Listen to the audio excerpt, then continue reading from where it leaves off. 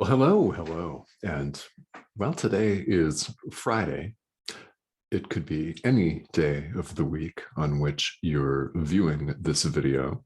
So if I had been in live stream mode where I just was a moment ago, I would have said happy Friday, but happy Tuesday if you're watching this on a Tuesday.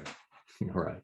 So we have moved into part 2 of the workbook for students.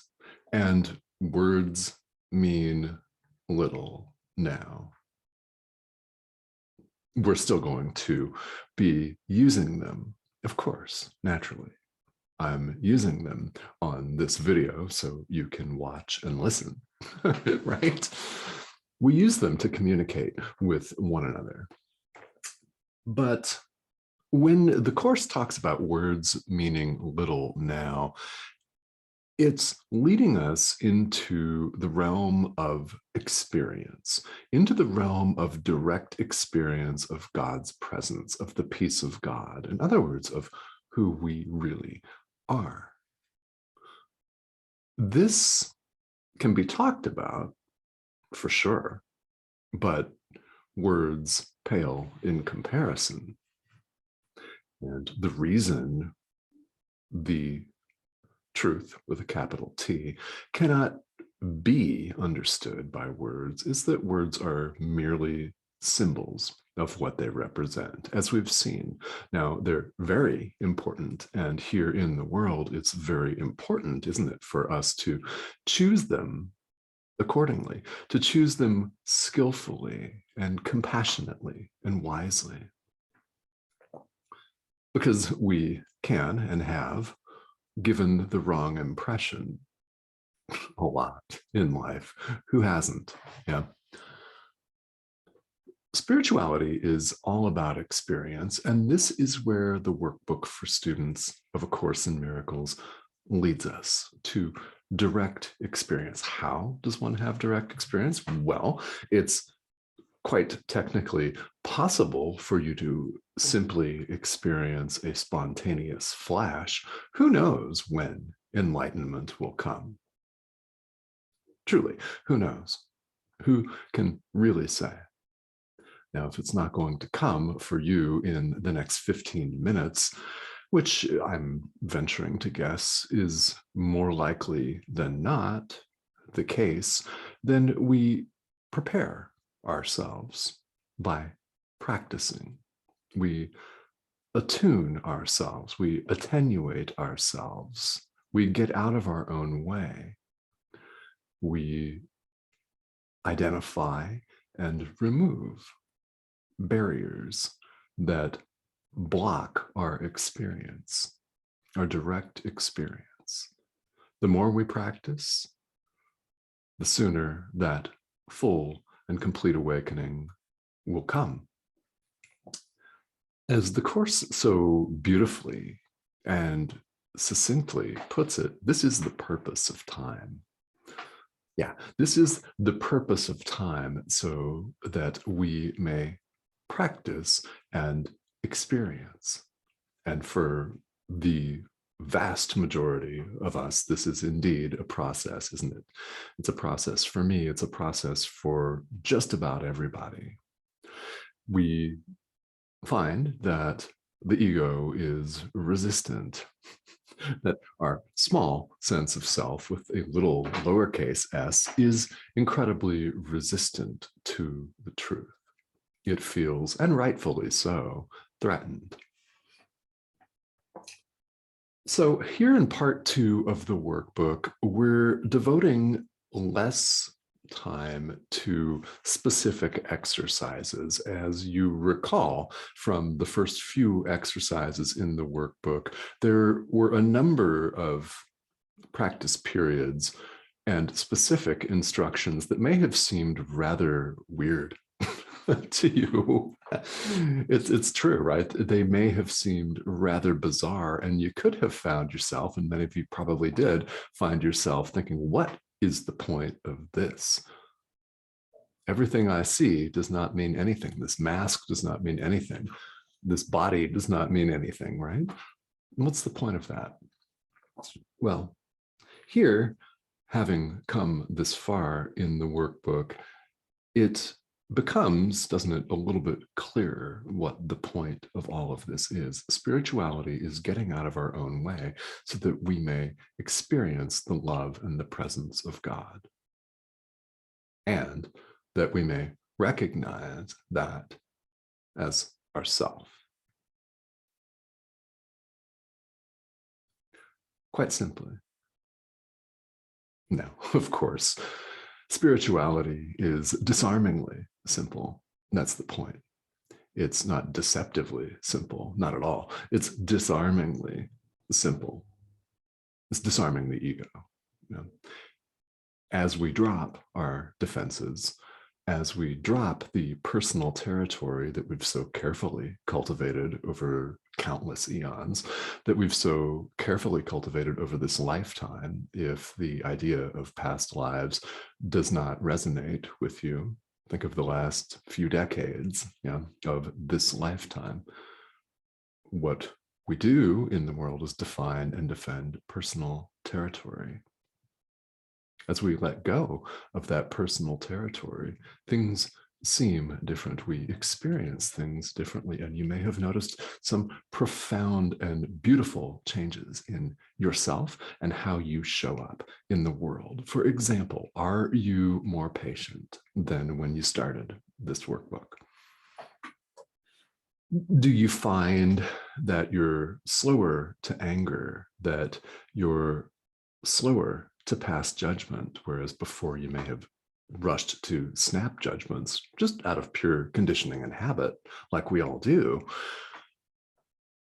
Are you a little more patient now? Has there opened up a little gap between stimulus and response, between somebody triggering you and your habitual response, which may have been highly unskillful? It may have been to lash out back rather than to take a deep breath and see what happens next, right? Even just a small gap like that is highly significant. It's very important in spirituality.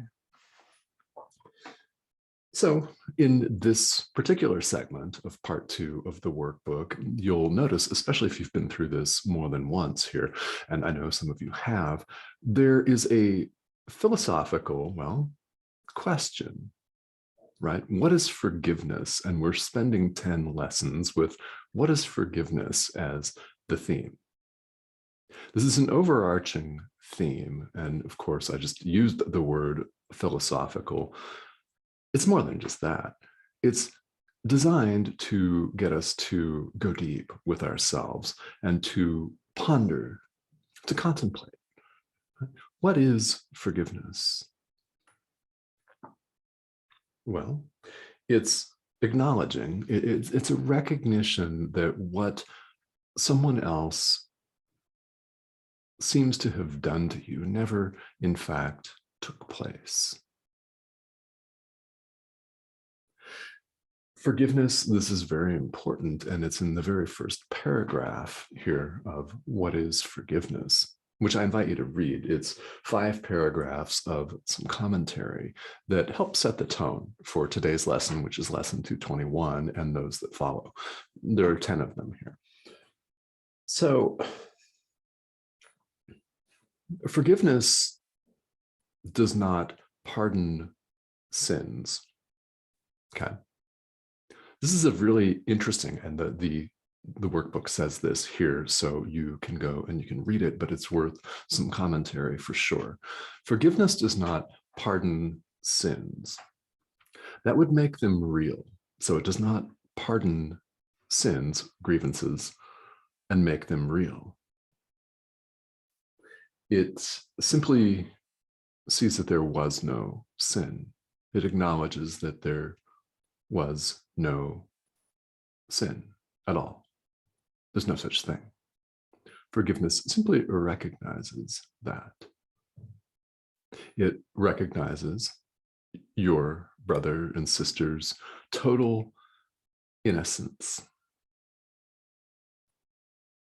which, by the way, is your own.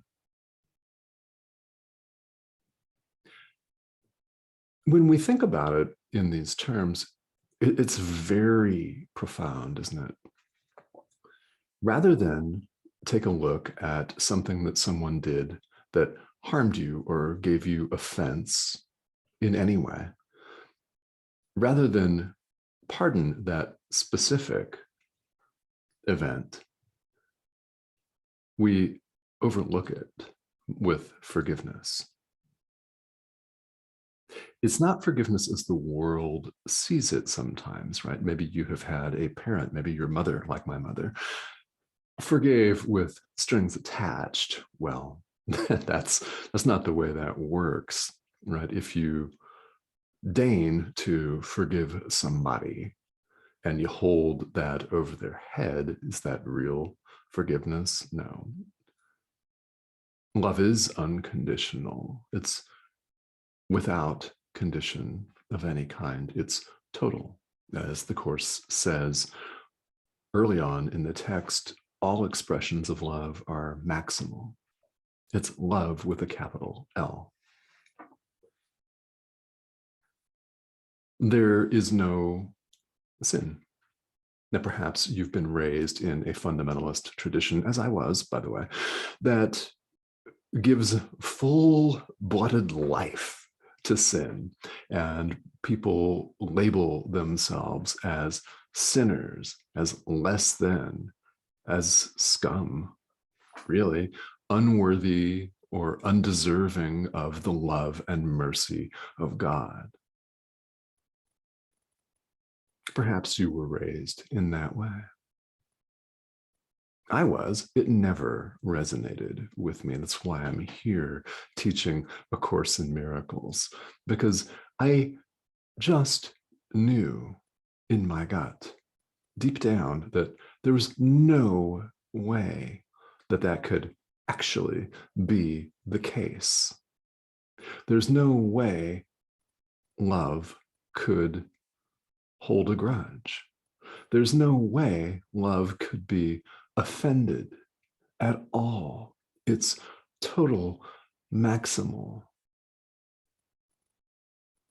It does not hold out special favors for some and chastise others. That's not the way reality is. Now, you may be hearing this for the first time, and you may think I'm nuts. So be it. Am I normal and typical? No. And what makes me that way? I've answered the call. It's your turn. We all hear it. You're going to answer it today. Just wondering. And I invite you to do that. I invite you to do just that. All right. So let's move on here to lesson 221, which is peace to my mind. Let all my thoughts be still. Peace to my mind. Let all my thoughts be still. Mm-hmm. We've talked in this series of videos about the peace of God and about reaching a point in our spiritual walk where that's all we want. Not that that's the primary thing we want, but that it is all that we want. How do we experience this peace? Well, we cannot experience it when we're frantic, can we?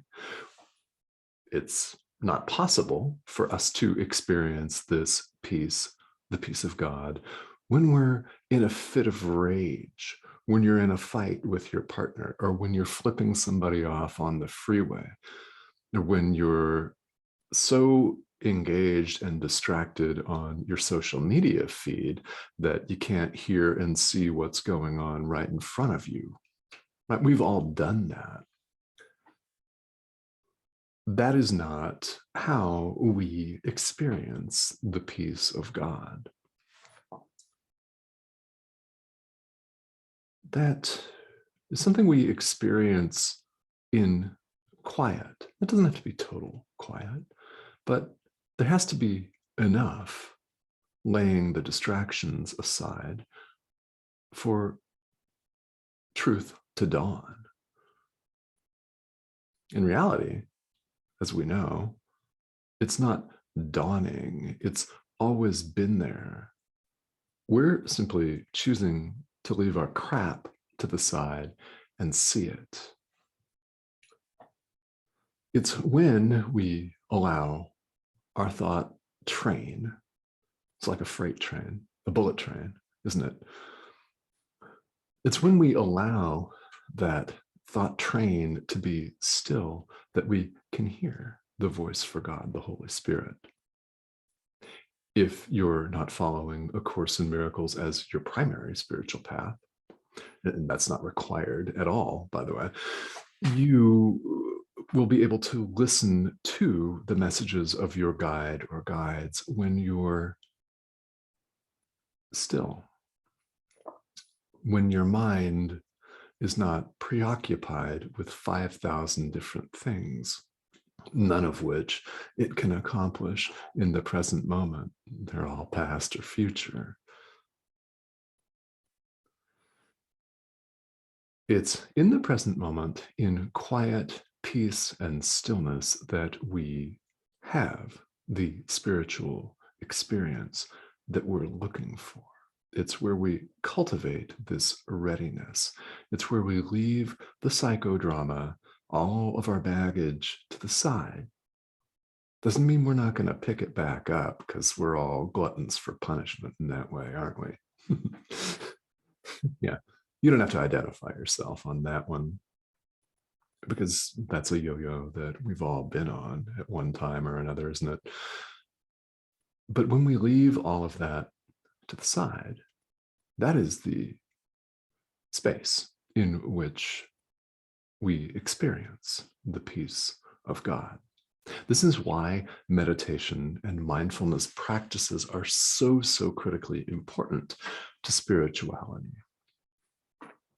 No matter what tradition you practice, there's a reason why there are world spiritual traditions that emphasize meditation so deeply. Buddhism, for example.